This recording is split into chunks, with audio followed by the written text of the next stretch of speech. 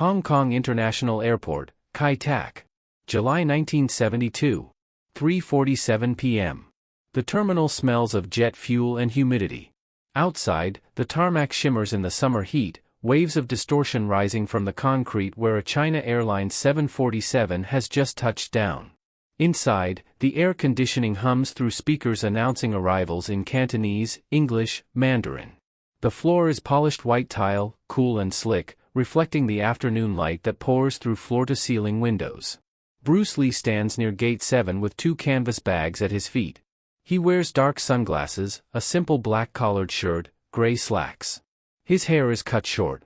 He's just returned from Los Angeles, where he's been filming Enter the Dragon. The production has paused for 3 weeks. He's come home to see his family, to rest. He weighs 135 pounds.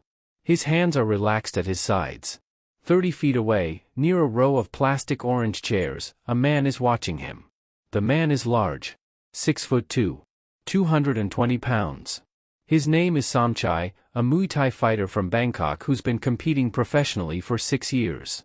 His record is 34 wins, 2 losses, 1 draw. Both losses were by split decision. He's never been knocked out. His shins are scarred from years of kicking banana trees and heavy bags. His knuckles are flat and calloused. He wears a white tank top and loose cotton pants. His shoulders are wide, his neck thick. He came to Hong Kong to fight in an underground tournament in Kowloon. He won. Now he's waiting for his flight back to Thailand. But he's not thinking about his flight. He's thinking about the small man in the black shirt who, according to every magazine and newspaper in Asia, is the greatest martial artist alive. Somchai doesn't believe it. He's fought knife fighters in Pattaya. He's traded elbows with champions in the Lumpinese Stadium under lights so hot they made his skin feel like it was burning. He's watched men crumble from his low kicks, seen ribs cave in from his knees. He respects skill. But he doesn't respect movies. And Bruce Lee, to him, is a movie star. He stands. His friend, another Thai fighter named Narong, grabs his arm. "Don't," Narong says in Thai. "You'll regret it." Somchai shakes him off. "I want to see if he's real." He walks across the terminal. His bare feet slap softly on the tile. He stops 10 feet from Bruce. Close enough to be noticed. Close enough to be a challenge. Bruce doesn't turn. But his posture changes. Imperceptibly. His weight shifts to the balls of his feet. His breathing slows. "Bruce Lee," Somchai says in broken English. His accent is thick. "You are famous. Very famous. Everyone say you are the best." Bruce removes his sunglasses. Folds them. Places them in his shirt pocket. He looks at Somchai without expression. His eyes are calm, dark, unreadable. "I'm just a man," he says quietly. "In Thailand, we fight for real," Somchai continues. "Not for camera. Not for movie. Real blood. Real pain. I think maybe you are not so great without your camera." A small crowd is beginning to form. Travelers slow down. A woman pulling a suitcase stops. A businessman with a briefcase watches from behind a pillar. Airport security hasn't noticed yet. Or maybe they have, and they're curious too. Bruce's face doesn't change. "I have no interest in fighting you," he says. His voice is even, polite. "I respect Muay Thai. It's a powerful art." "Then you are afraid." "No. I'm tired. I just got off a plane. I want to see my family." Somchai steps closer. Now he's 6 feet away. Close enough to smell Bruce's cologne. Close enough to feel the air between them. "One technique," he says. "You give me one technique. I will block. If you are so fast, so strong, show me. Or everyone here will know you are just actor." The crowd has grown. 20 people now. A flight attendant whispers to her colleague. A teenage boy cranes his neck to see. Someone murmurs in Cantonese, "That's Bruce Lee. The real Bruce Lee." Bruce stands completely still. He doesn't blink. He's calculating. Not whether he can do what Somchai is asking, he knows he can, but whether he should. Whether this moment will teach or merely prove. Whether there's a lesson here worth the risk. If you want to discover how this legendary confrontation unfolded and the profound lesson it revealed, make sure you're subscribed, because what happens next will challenge everything you thought you knew about combat. "You're sure?" Bruce asks. "I am sure." "You'll block?" "Yes." With everything I have. Bruce nods slowly. All right, he says. But after, you answer one question for me. Somchai grins. Yes. After, I will answer. The crowd tightens. A security guard finally notices and starts walking over, but he's 50 feet away, moving slowly, uncertain whether this is a real confrontation or just two men talking. A camera flashes. Someone has brought a Kodak Instamatic. The shutter clicks twice. Bruce sets his feet, shoulder-width apart. His left foot is slightly forward. His hands come up, not into fists, but into a loose, open guard. The fingers are relaxed. His right hand is chambered near his ribs. His left is extended, floating at chest height. His breathing is deep. Once. Twice. The terminal noise fades. The hum of the air conditioning. The distant announcements. The shuffle of feet. Somchai raises his arms into a traditional Muay Thai guard. Fists near his temples. Elbows tight. His chin is tucked. His stance is wide, grounded. He's ready to block a punch, a kick, an elbow. He's ready for anything. He's blocked strikes from men who could shatter concrete. He's been hit by knees traveling at 40 miles per hour. He's confident. Bruce doesn't move. Not yet. He's reading Somchai's body. The tension in his shoulders. The distribution of weight. The micro-adjustments in his stance. He's looking for the truth beneath the surface. The fear masked as aggression. The doubt hidden in the bravado. 3 seconds pass. Somchai's jaw tightens. Do it, he says. Bruce exhales. And then he moves. What happened in those 7 seconds would reveal the difference between technique and understanding, between power and precision, between defeating a man and teaching him the limits of what he thought was possible. But this isn't the beginning. To understand what happened at Gate 7, you have to understand how Somchai arrived at this moment. You have to know what Bruce Lee had spent the last decade discovering. You have to see the invisible war between two philosophies of combat, one built on tradition and endurance, the other on evolution and efficiency. 3 years earlier, 1969. Bangkok. Lumpini Stadium. Somchai is 24 years old. He's fighting for a regional title against a veteran named Kiet, a southpaw with a legendary left kick. The stadium is packed. 3,000 people under corrugated metal roofs. The heat is suffocating. Smoke from cigarettes and incense hangs in the air. Traditional music plays, drums, cymbals, the high wail of the Pai Chawa. Somchai enters the ring wearing red shorts and a Mungkan headband blessed by his trainer. He performs the Y Crew, the ritual dance, honoring his teachers, his parents, the spirits. The fight lasts 5 rounds. Kiet breaks Somchai's nose in the 2nd round with an elbow. Somchai fractures Kiet's rib in the 4th with a knee. In the 5th, Somchai lands a low kick to Kiet's lead leg, his 37th of the fight, and Kiet's knee buckles. The referee stops it. Somchai wins by TKO. After, in the locker room, his trainer wraps ice around his nose. You absorb too much damage, the trainer says. You trade too much. One day you'll fight someone faster, and you won't recover. Somchai spits blood into a bucket. I always recover. Not always. But Somchai doesn't listen. He's won. That's what matters. Los Angeles. 1969, the same year. Bruce Lee is in his garage in Bel Air. It's past midnight. His wife Linda has gone to bed. His children are asleep. The garage smells of leather and sweat. Heavy bags hang from the ceiling. Wooden dummies stand against the wall. There's a mirror covering one side, floor to ceiling. Bruce stands in front of it, shirtless, his torso slick with perspiration. He throws a straight lead. His fist shoots forward. He watches it in the mirror. Measures it. Times it. Again. Again. Again. 200 repetitions. He's refining something. Not power, he has power. Not speed, he has speed. He's refining economy. The elimination of wasted motion.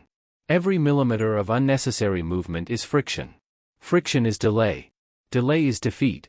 He's been thinking about this for years. Since his fight with Wong Jackman in Oakland. Since his back injury.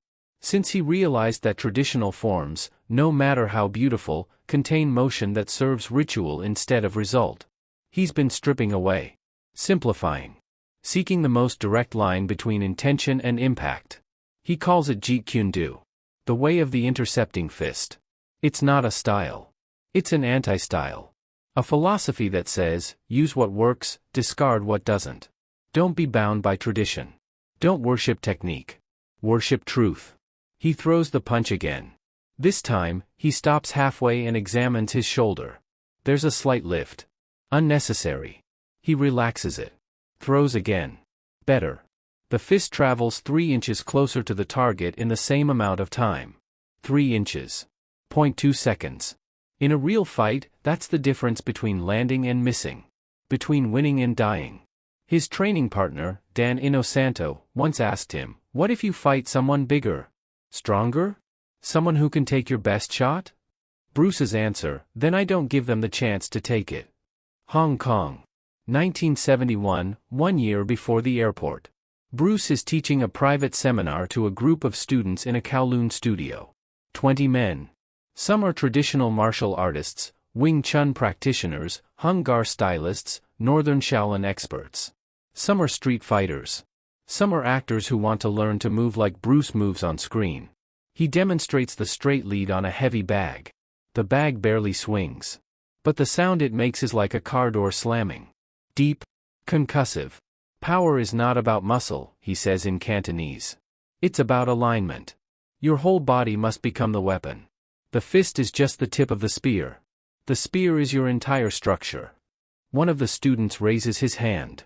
His name is Huang. He's a Hung Gar practitioner. Large. Strong. He has thick forearms and a wide stance. "Sifu," he says respectfully. "In my style, we condition our bodies to absorb strikes. We train iron palm, iron shirt. If someone hits us, we endure. Then we counter." Bruce nods. "Show me." Huang steps forward. He drops into a horse stance. His breathing deepens. He tenses his abdominal muscles, his chest, his arms. His body becomes rigid. "I'm ready," he says. Bruce walks over. He places his fist against Huang's solar plexus. Doesn't pull back. Just rests it there. "You're tense," Bruce says. "Yes. That's the technique. And if I strike now, you'll absorb it?" "I will." Bruce's fist doesn't move. But his body shifts. His rear foot presses into the floor. His hip rotates. His shoulder drops. His tricep engages. The force travels up from the ground, through his legs, through his core, through his shoulder, and into his fist. Huang's eyes go wide. He stumbles back. His hands drop to his stomach. He's gasping. Not injured, but shocked. Bruce didn't even pull his hand back. The punch had no wind-up. No telegraph. Just pressure, and then impact. "Tension makes you rigid," Bruce says. "Rigidity makes you slow. Slowness makes you vulnerable. You can't absorb what you can't see coming." Huang bows. "I understand, Sifu." But Bruce isn't finished. "I'm not saying your training is wrong. Iron body techniques have value. But they're not enough. You must also learn to not be there when the strike arrives. That's faster than blocking. Faster than absorbing." He looks around the room. The highest level of martial arts is to end the confrontation before it begins. But if you can't do that, the second highest level is to end it so quickly your opponent doesn't realize it's over. Back to the airport. July 1972. 3:51 p.m. 4 minutes have passed since Somchai issued his challenge. The security guard is now 20 feet away, speaking into a radio. The crowd has swelled to 40 people. Someone has moved the orange chairs to create a space. A makeshift ring. 10 feet by 10 feet. Bruce and Somchai face each other. Somchai's fists are still raised. His stance is perfect. His eyes are locked on Bruce's shoulders, his hips, his feet, watching for the tell. Every strike has a tell. A shift in weight. A tightening of muscle. A breath. Somchai has seen thousands of strikes. He knows how to read them. Bruce's right hand is still chambered near his ribs. His left hand floats in the air between them. His fingers are loose. His face is calm. There's no aggression in his eyes. No anger. Just focus. "Are you ready?" Bruce asks. Somchai nods. The security guard is 10 feet away now. "Hey!" he shouts in Cantonese. "Break it up." Bruce doesn't hear him. Or he does, but he's already committed. His body has already made the decision. His conscious mind is just observing now. He shifts. Not a step. Not a lunge. Just a redistribution of weight. His rear foot presses into the tile. His hip begins to rotate. His left hand, the one that's been floating, drops half an inch. Somchai sees it. His arms come together. His elbows tighten. He's blocking the center line. Protecting his sternum, his chin, his solar plexus. His forearms are dense with muscle and scar tissue. He's blocked kicks from men who could break baseball bats with their shins. He's ready. But Bruce's left hand doesn't strike. It's a feint. While Somchai's attention is on the left hand, Bruce's right hand moves. It doesn't chamber back. It doesn't wind up. It simply extends. From his ribs to Somchai's solar plexus in a straight line. The shortest distance between 2 points. But it's not just the hand. It's everything. Bruce's rear foot drives into the ground. His calf, his hamstring, his glute, every muscle fires in sequence, a kinetic chain traveling up his body. His hip rotates 45 degrees. His torso follows. His shoulder extends. His tricep snaps. His fist, loose until the final instant, tightens on impact. The whole motion takes 0.3 seconds. Somchai's block is still focused on the center line. His forearms are together. But Bruce's fist doesn't hit his forearms. It goes under them. Through the gap between Somchai's arms and his ribs. A gap of 4 inches. A gap Somchai didn't think was vulnerable because it would require inhuman precision to exploit. The fist lands flush on the solar plexus. The celiac plexus. A bundle of nerves that controls the diaphragm. The impact is sharp. Focused. Not a push, a penetration. The force doesn't spread across the surface of Somchai's body. It concentrates at a single point and drives through. Somchai's diaphragm spasms. His lung seize. He can't inhale. He can't exhale. His hands drop. His mouth opens. His eyes are wide with panic. Bruce steps back immediately. His hands drop to his sides. Breathe, he says calmly. Slow breaths. You'll be fine. 3 seconds have passed since Bruce moved. Somchai drops to one knee. His hands are on the floor. He's trying to gasp but nothing comes. His face is red. The crowd murmurs. Someone shouts for a doctor. Bruce kneels beside him. Places a hand on his back. Relax your stomach, he says in English, slowly, clearly. Don't fight it. Let the air come. 4 more seconds pass. Somchai finally draws a shallow breath. Then another. His color starts to return. He looks up at Bruce. His eyes are wet, not from crying, but from the autonomic response to oxygen deprivation. 7 seconds total. The security guard arrives. What's going on here? He demands. Bruce stands. My friend is fine, he says in Cantonese. He just needs a moment. Your friend? Yes. The crowd stands silent, watching Somchai breathe. Bruce's hands are relaxed at his sides. The businessman has moved closer. The flight attendant covers her mouth. The teenage boy stares at Bruce like he's witnessed something sacred. Somchai sits back on his heels. His breathing steadies. He wipes his eyes with the back of his hand. He looks at Bruce, and for the first time, there's no challenge in his gaze. Just confusion. I didn't see it, he says quietly. I was watching. I was ready. But I didn't see it. Bruce extends his hand. Somchai takes it. Bruce pulls him to his feet.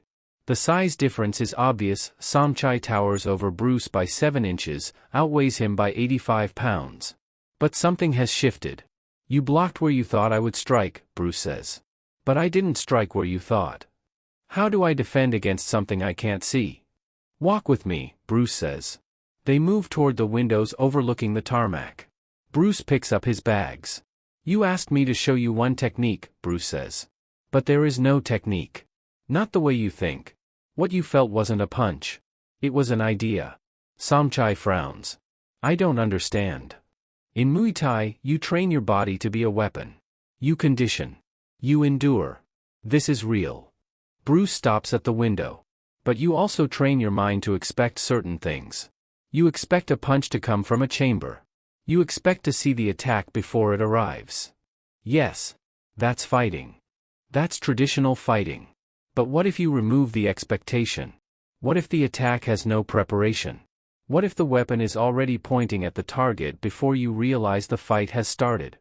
Somchai touches his solar plexus. Your hand was just there. And then I couldn't breathe. I struck from where my hand already was. The shortest line. Bruce looks at him. You were watching for technique. I was speaking a different language. Then how do I learn it? Bruce smiles. That's the question I wanted you to answer. What? I said before, after, you answer one question for me. Here it is, why did you challenge me? Somchai is quiet. A plane roars overhead. Because I wanted to know if you were real. Everyone talks about you. But I only saw movies. And now? Now I know you're real. But I also know I was wrong. I thought fighting was about who is stronger. Who can take more pain. He shakes his head. But you weren't trying to hurt me. You were trying to teach me. Bruce nods. If I wanted to hurt you, I would have struck your jaw. Your temple. But I struck your solar plexus, pain but no lasting damage. Because you're not my enemy. You're a martial artist seeking truth. Just like me. Drop a comment below. Do you think Bruce's philosophy of directness was superior, or was Somchai's traditional conditioning holding back a different truth? Defend your position. I want to see real martial arts debates in the comments. Somchai bows deeply. I'm sorry I disrespected you. You didn't disrespect me. You tested me. That's different. Bruce returns the bow. The test isn't about winning or losing. It's about what you learn. Will you teach me? Somchai asks. I don't have money, but I can work. Bruce raises a hand. I'm not taking students. I'm filming. He sees the disappointment. But I'll tell you this, don't look for a teacher. Become your own teacher. Study everything. Question everything. If something works, keep it. If not, throw it away. Be bound only by truth. How do I find truth? You just did. 7 seconds ago, your truth was that you were unbeatable if you could see the attack. Now your truth is different. That's growth. An announcement echoes. Bangkok flight boarding. That's my flight, Somchai says. Then go. Somchai bows again. Thank you. Bruce bows back. Travel safely. 12 years later. Bangkok, 1984. Somchai is 39 now. Retired. He trains younger fighters. His gym is small, but his students are dedicated. One student, Cayman, 17, is preparing for his first fight. He's fast but reckless. Hit it again, Somchai says. But don't pull your hand back. Start from where it is. Shortest line. Cayman frowns. But I won't have power. Try it. On the 5th attempt, something clicks. The punch is faster. The bag jumps. That's economy, Somchai says. I learned this from a teacher. I only met him once. But he taught me more in 7 seconds than I learned in 7 years. Who was he? Somchai smiles. A small man at an airport. I thought I would teach him.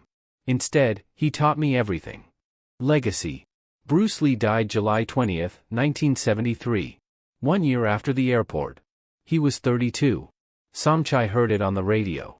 He sat down and cried. Not because he knew Bruce well. But because a teacher had died. He never spoke publicly about the encounter. When students asked if he'd met the legend, he would only say, once. He showed me the difference between knowing the path and walking the path. But he kept a photograph. The one taken at the airport. 2 men face to face. Both looking at each other with respect. It's still in his gym. Faded. Pinned to a corkboard. Who's that with you, Ajarn? A teacher. What did he teach you? That the loudest victories are often the quietest lessons. The lesson remains. What happened in those 7 seconds wasn't about one man defeating another. It was about philosophy meeting philosophy. Tradition encountering evolution. Bruce didn't destroy Somchai. He freed him. And Somchai didn't cling to ego. He absorbed the lesson. He became more than he was. That's the true victory. Not measured in seconds, but in transformation. If this story changed how you see martial arts, hit that subscribe button. There are dozens more untold confrontations like this, moments that rewrote the rules of combat. You don't want to miss what's coming next. The terminal is empty now. The flights departed. The crowd scattered. But the lesson remains. Waiting for anyone willing to ask, what is unnecessary?